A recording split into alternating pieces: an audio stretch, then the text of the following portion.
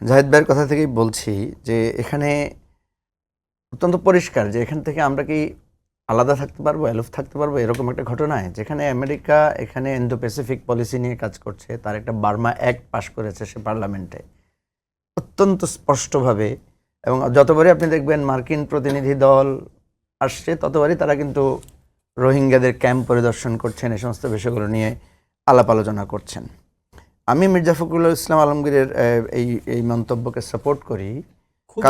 কারণ আপনার যখন অ্যান্টনিও গুতেরেস এসেছেন তখন তো রাজনৈতিক দলগুলোর সাথে মিটিং করেছেন, কথা বলেছেন, তাহলে সেখানে তো এই ইঙ্গিতটা থাকতে পারতো। সরকার যদি তখনই এই আলোচনাগুলো হতে, এখন তো বোঝা যাচ্ছে আলোচনাগুলো আগে থেকে হয়েছে এবং এটার একটা যৌক্তিকতা আসতেই পারে। কারণ আমরা যদি বলি আমাদের স্বার্থটা কি, আমাদের স্বার্থ তো একটাই, যেখানে শহীদ ভাই বললেন যে আমরা ওদেরকে ফেরত পাঠাতে চাই।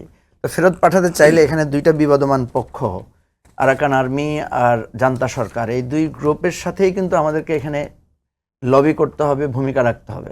আপনি দেখেছেন যখন সীমান্তে একটা আনরেস্ট চলছিল, সিরিয়াসলি আমাদের এখানে সে বোমা পড়ছিল, আমাদের সেন্ট মার্টিনে যাতায়াত বন্ধ হয়ে গেল, তখন কিন্তু অনেক আর্মিরা বর্ডার ক্রস করে আমাদের দেশে এসেছিল এবং তাদেরকে আবার দেখলাম আমাদের সরকার ফেরত পাঠিয়েছে অত্যন্ত সম্মানের সাথে বিভিন্নভাবে। তখনও কিন্তু একটা নেগোশিয়েট করতে পারতো যে ঠিক আছে আমরা ফেরত দিব, আমাদের থেকে কিছু রোহিঙ্গা তোমরা ওখানে নিয়ে যাও।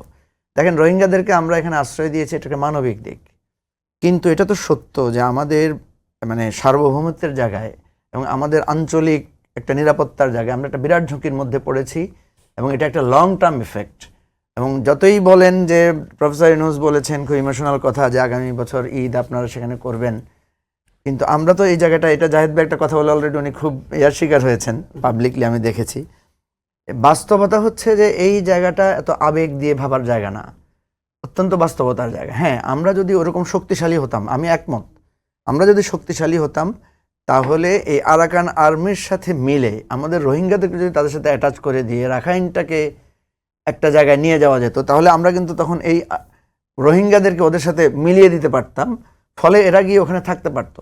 এখন দেখেন আরাকান আর্মি যদি সেখানে যায়, তাদের সাথে রোহিঙ্গাদের সাথে কনফ্লিক্টটা লিখেছে, জান্তা সরকারও এখানে একটা কনফ্লিক্ট লাগিয়ে দিয়েছে। ফলে এখানে যদি আরাকান আর্মি বিজয়ী হয়, তারা তো আস্তে আস্তে জায়গা দখল করছে, আমাদের সমস্যাটা কিন্তু সমাধান হবে না। সেই জায়গা থেকে নিশ্চয়ই সরকার যেটা করেছে এটা আমরা অত্যন্ত পরিষ্কার, যেখানে জাতিসংঘের একটা প্রেশার আছে, একটা আপনার বলা হয় যে একটা দুর্ভিক্ষের ঝুঁকি আছে, দুর্ভিক্ষের সাথে সাথে আবার মানুষ মাইগ্রেশনের একটা ব্যাপার থাকতে পারে। তো এই জায়গা থেকে আমি মনে করি যে একটা মানবিক দৃষ্টিকোণ থেকে আমরা একটা হিউম্যানিটেরিয়ান করিডোর দিব, এটা একটা প্রত্যাশার জায়গায় ঠিক আছে, আমরা দিব না কেন?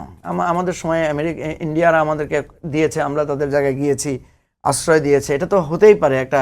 আর জান্তা সরকারকে তো আমরা গণতান্ত্রিক দেশ হিসেবে আমরা সাপোর্ট করতে পারি না, যদিও আমরা আরেক জান্তার মধ্যে ছিলাম একটা লম্বা সময় ধরে, ডেমোক্রেটিক জান্তার অধীনে। তো এখন কথা হচ্ছে সিভিলিয়ান জান্তা, এখন কথা হচ্ছে 1.3 মিলিয়ন রোহিঙ্গা শরণার্থী আমাদের এখানে আছে।